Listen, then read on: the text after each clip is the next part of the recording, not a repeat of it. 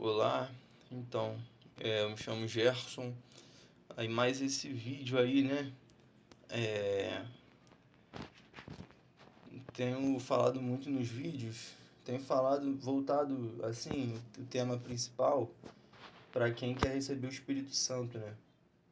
Então eu falo de várias coisas, mas tenho falado sempre para quem quer receber o Espírito Santo, né?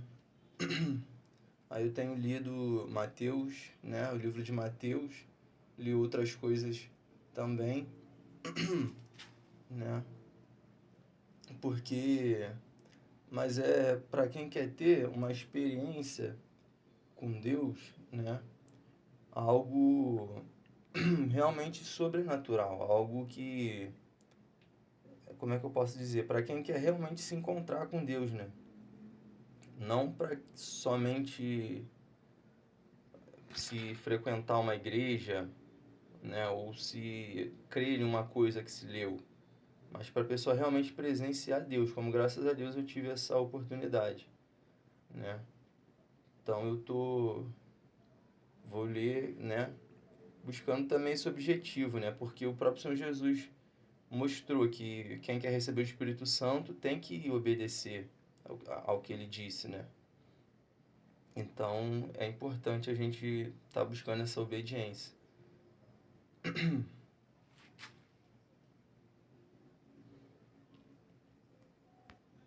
Importante a gente procurar obedecer em tudo, né? Para garantir que vamos ter dele a resposta que queremos, né? Não que eu seja perfeito ou que eu não tenha erros, né? Mas temos que procurar tá puros, né? Purificados, né? Procurar como é que se diz? Procurar estarmos aprovados, né? Embora a própria palavra de Deus também diz que somos como reprovados. Isso está escrito, deixa eu ver aqui a referência. Eu vou pôr essa referência no vídeo. Aí, então, seguindo o tema, os tesouros no céu, né? Isso é Mateus capítulo 7. Pois bem, não ajunteis tesouros na terra. E eu estava falando sobre a obediência ao Senhor Jesus, né? Então, se alguém quer receber o Espírito Santo, é importante buscar, guardar os mandamentos dele, né? Guardar as suas palavras, né? É importante. É o caminho que ele deu, né? É o caminho que ele deu para receber o Espírito Santo. Não sei se alguém vai ter algum outro entendimento, se é que é possível, porque pelo que ele falou, é isso que dá a entender, né? Que a gente tem que obedecer as palavras dele para poder receber o Espírito Santo. Isso está escrito lá em João, né? Quem assistir esses vídeos desde o primeiro vai ter um melhor entendimento do que eu estou falando, né? Porque eu falei sobre isso.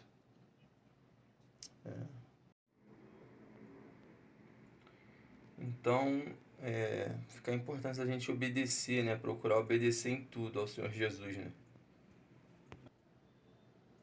Mas eu também tenho minhas coisas a se consertar, né? Mas, ou melhorar, enfim. Não ajunteis tesouros na terra. Não ajunteis tesouros na terra, onde a traça e a ferrugem tudo consomem, e onde os ladrões minam e roubam. Mas ajuntai tesouros no céu, onde nem a traça nem a ferrugem consomem, e onde os ladrões não minam nem roubam.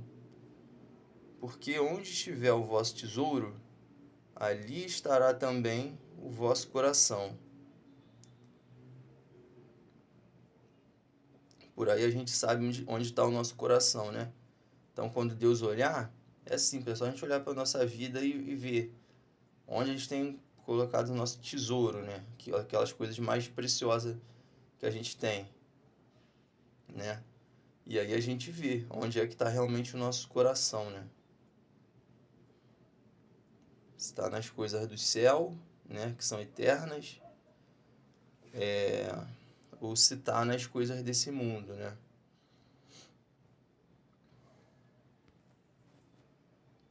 A candeia do corpo são os olhos. De sorte que, se os teus olhos forem bons, todo o teu corpo terá luz. Se, porém, os teus olhos forem maus, todo o teu corpo será tenebroso. Se, portanto, a luz que em ti há são trevas, quão grandes serão tais trevas. Ele põe até um ponto de exclamação, tem até um ponto de exclamação aí, né? Quão grandes serão as tais trevas, né? Então, a luz que há em ti há, melhor, se portanto a luz que em ti há são trevas, quão grandes serão tais trevas, né? Falando dos olhos aí, né? Se porém teus olhos forem maus, todo o teu corpo será tenebroso, né? Então, é importante a gente procurar olhar como Deus se agrada, né? Com misericórdia, por exemplo, com... o que mais? Olhar com misericórdia, olhar com graça, né? No sentido de entender que somos todos pecadores.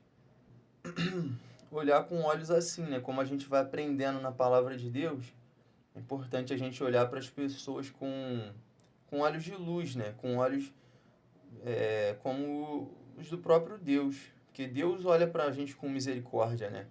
Se for ver quem merece o perdão de Deus, quem merece a salvação de Deus, né? Quem não tem tantos erros, né? Ou quem não tem erros, para que mereça o olhar de Deus, né? Com misericórdia, o amor de Deus, enfim.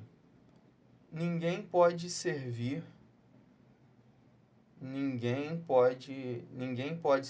a dois senhores, porque ou há de odiar um e amar o outro, ou se dedicará a um e desprezará o outro. Não podeis servir a Deus e a Mamon. Isso aí é autoexplicativo, né? É autoexplicativo, não precisa nem falar muita coisa.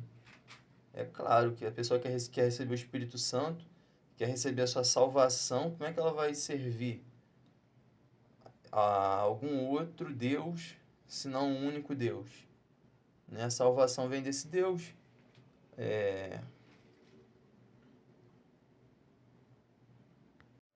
Olha o que está escrito aqui em 2 Coríntios 7. Exortação à separação. Né? Essas coisas que parecem assim em cima são títulos, tá? Não é da Bíblia, são títulos. Não vos prendais a um jugo desigual com os infiéis. Não vos prendais a um jugo desigual com os infiéis. Porque que sociedade tem a justiça com a injustiça? Que sociedade tem a justiça com a injustiça? Que sociedade tem? E que comunhão tem a luz com as trevas? E que concórdia há entre Cristo e Belial? Que concórdia há?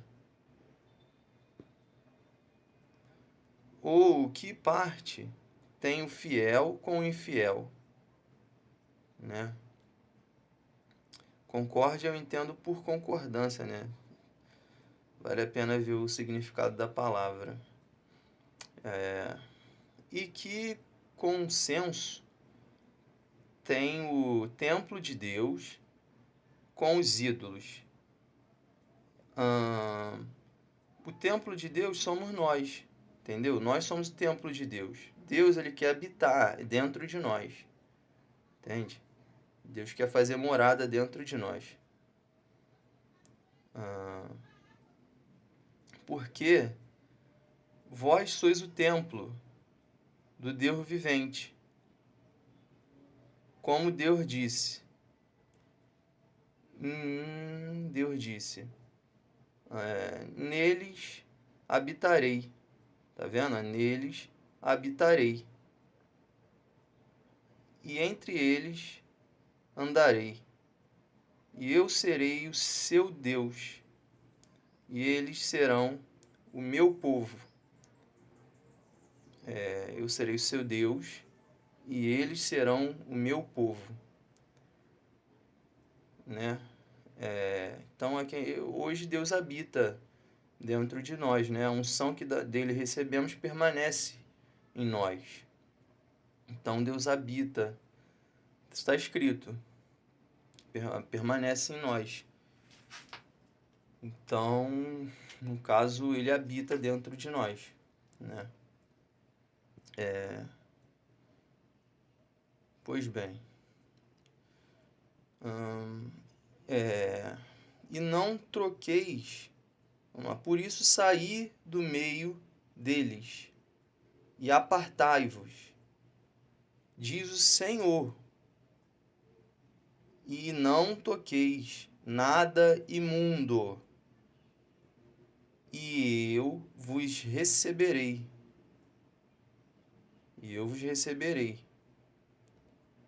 Né? E eu serei para vós pai, e vós sereis para mim filhos e filhas, diz o Senhor Todo-Poderoso. Né? Então, isso é o próprio Deus que diz, né? Não toqueis nada imundo. Não toqueis nada imundo. Então, assim, sair do meio deles. Né? Então, tem uma palavra que fala, que dá uma noção sobre esse sair, desse sair, que eu vou ler agora. 1 Coríntios 5:8.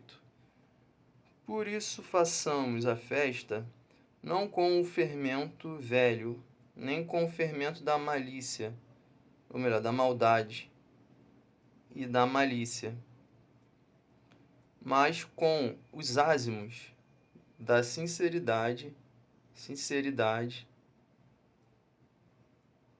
e da verdade.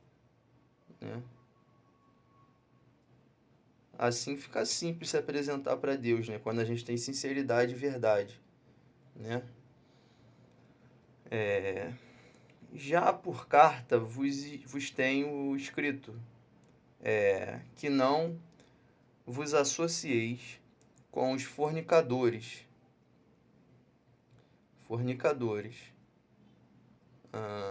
Ainda que não inteiramente com os fornicadores deste mundo, ou com os avarentos, ou com os roubadores, ou com roubadores, né? Roubadores, ou com os idólatras, porque então, só um minuto, deixa eu tirar um pouco, está muito ampliado, né? Ou com os idólatras, porque então vos seria necessário sair do mundo. Mas agora vos escrevi que não vos associeis com aquele que, dizendo-se irmão é aquele que é da igreja, né? Aquele que se diz de Deus, né? Vamos dizer assim, eu não vou dar uma coisa exata, mas dá para entender o que ele quer dizer com irmão. Irmão é aqueles que são de Jesus, né? De certa forma, assim, não estou falando uma coisa exata, uma coisa mas tipo assim, dá para entender o sentido que quer dizer a palavra irmão, né? Diz aqui mas agora vos escrevi que não vos associeis com aquele que, dizendo-se irmão, for fornicador, ou avarento, ou idólatra, ou maldizente, ou beberrão, ou roubador, com tal, nem ainda comais, né? Por que que tenho, por que tenho eu em julgar também os que estão de fora? Não julgais vós os que estão dentro, mas Deus julga os que estão de fora. Estão de fora. Tirai, pois, dentre vós a esse iníquo, né? Aqui tem uma pessoa específica que ele estava falando, né? Se caso queira, você pode ler lá, 1 Coríntios, né? Deixa eu ver o versículo exato aqui. Então, no versículo 1, geralmente, se ouve que há entre vós fornicação, e fornicação tal que nem ainda entre os gentios se nomeia, como é haver quem possua a mulher de seu pai, né? Aí lá no final, não sei se ele estava se referindo só a esse caso, ou se refere a tudo, né? A esse caso eu acho que com certeza, né? Mas enfim, mas nem isso eu também vou falar. Vale a pena ler e ter o seu próprio entendimento. Mas enfim, mas deu para ter uma noção do principal, que é o quê? Que é justamente essa questão de saber com quem se associar, né? É lógico, dentro da igreja tem várias pessoas. Que assim, cada uma tá de uma forma, espiritualmente falando. Tem a que chegou ontem, né? Tem a que nunca pisou na igreja e tá lá assistindo o culto, tá lá junto, de repente, com as pessoas que estão na igreja, uma determinada ocasião, né? Tem aqueles que até servem, mas que reconhecem que ainda não tem o Espírito Santo, né? E tem aqueles que não têm o Espírito Santo, têm mais obras, né? A pessoa de repente a pessoa sabe que não tem o Espírito Santo, mas de repente para sustentar um título, alguma coisa, ela diz que tem, né? Não sei o porquê ela diria que tem o Espírito Santo, não tendo, né? Mas aí por algum motivo de repente ela diz que tem. Enfim, o que que acontece? Pois bem, no caso a gente tem que saber avaliar também, né? Porque os próprios, por exemplo, o próprio apóstolo Pedro, que era apóstolo, ele negou o Senhor Jesus 3 vezes, né? Então, assim, mas ele não deixava de estar ali, né? E não deixava de ser apóstolo. Então a gente tem que saber avaliar as pessoas, ver a sinceridade dessas pessoas, né? Quem elas verdadeiramente são, né? Eu penso assim, porque se os próprios apóstolos, né? O próprio apóstolo Pedro negou o Senhor Jesus, né? Então, poxa, como é que a gente vai exigir perfeição das pessoas, né? Mas tem casos e casos, como foi falado da sinceridade, né? O importante é a gente ter a sinceridade. Então, assim, ficam as palavras aí, cabe a cada um ter o discernimento do próprio Deus do que fazer, né? Agora, dá pra ver também quão sério é, né? De se afastar, ao ponto de nem comer com tais. Então, assim, é,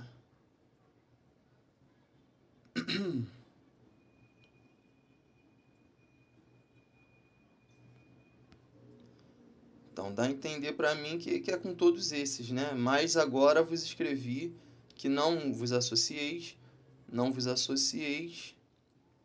com aquele que, dizendo-se irmão, for fornicador, ou avarento,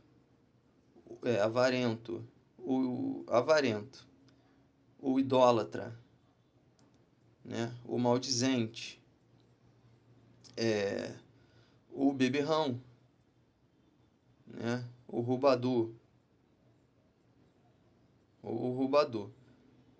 com tal nem ainda comais. E independente dos tempos de hoje, né? Mas a gente tem que obedecer a Deus, né? E essas coisas vão valer pra gente, como não, né? Essa é é o que eu tomo pra mim, pelo menos.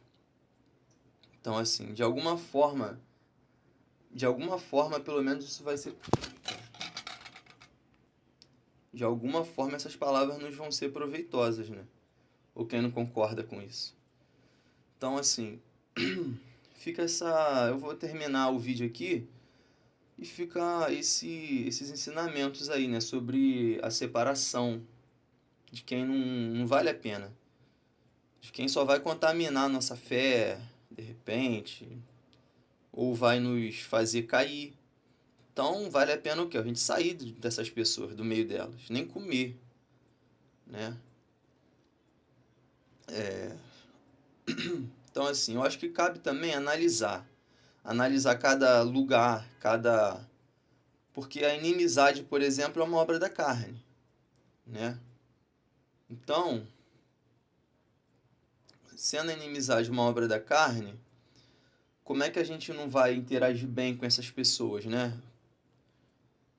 E quando não, a gente quer que elas sejam salvas também, né? Ou não?